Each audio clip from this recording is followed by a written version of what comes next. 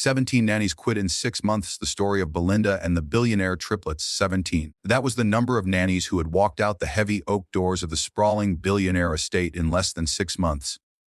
17 women, each of them experienced, each of them confident, had arrived with hopeful smiles, only to leave with tears in their eyes, muttering words like, or impossible, monsters, and even demon children. The reason: 3 identical faces, 3 sets of piercing blue eyes, 3 little boys, triplets, who had been born into unimaginable wealth but carried hearts weighed down by something money could never fix. Their father, tycoon worth billions, was always away building his empire. Their mother had passed suddenly 2 years before. And the boys, 8 years old, were left angry, grieving, and convinced that no one could ever truly love them again. They had learned quickly how to drive people away: screaming tantrums, broken vases, locked doors, cruel words spat out with shocking sharpness for children their age. No one lasted longer than 2 weeks. The mansion staff whispered about them in hushed tones, refusing even to enter the nursery. But then came Belinda. She was nothing like the others. She didn't arrive in a sleek black car or with glowing recommendations from high-end agencies. She came quietly, clutching her old leather bag, her shoes worn, her heart still bruised from wounds she rarely spoke of. A single mother who had lost her only child years ago, Belinda knew the taste of grief. She knew the rage that came from pain too deep for words. And though she had never worked for billionaires before, when the opportunity came, something inside her whispered go. The day she met the boys, they tested her immediately. One threw his juice box at her. Another screamed in her face until his voice cracked. The third sat in the corner, cold and silent, staring at her like she was the enemy. The butler sighed, already reaching for her coat. "You don't have to stay," he told her. "No one ever does." But Belinda surprised them all. She picked up the juice box, wiped her dress, and sat cross-legged on the floor. She didn't yell. She didn't bribe. She didn't leave.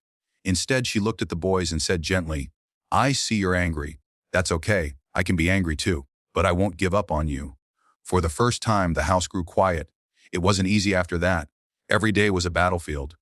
The boys threw insults sharp enough to cut. They slammed doors, tested boundaries, and tried every trick to make her quit.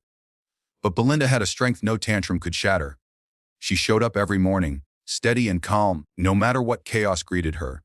When they screamed, she didn't scream back. She listened. When they pushed her away, she stayed close, not smothering, but present. And slowly something began to change. One evening, she found the silent triplet, the one who never spoke, crying alone in the library. Instead of rushing to comfort him, she simply sat beside him. After nearly an hour of silence, he whispered, "She used to read to us here, Mama, and now it's empty." His little shoulders shook, and Belinda wrapped him in her arms.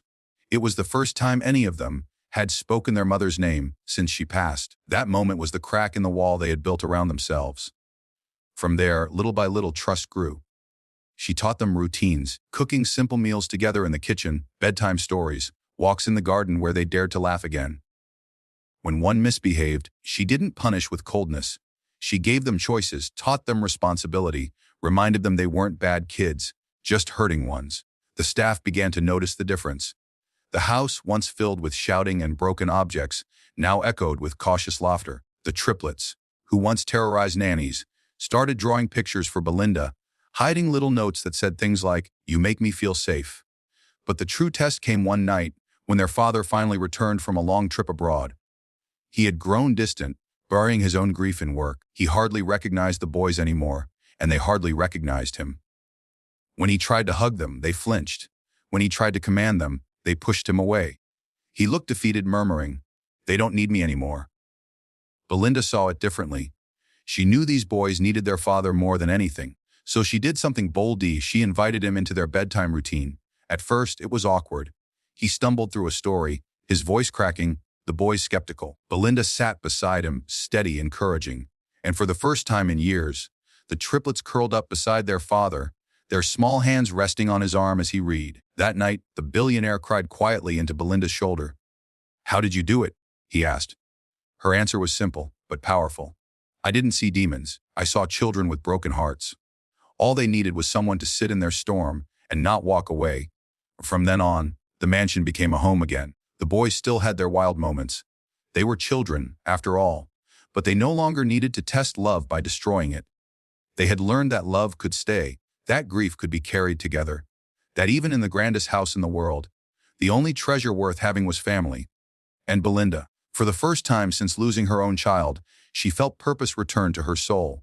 She hadn't replaced what she lost, but she had gained something new. 3 little boys who finally knew how to say, "I love you."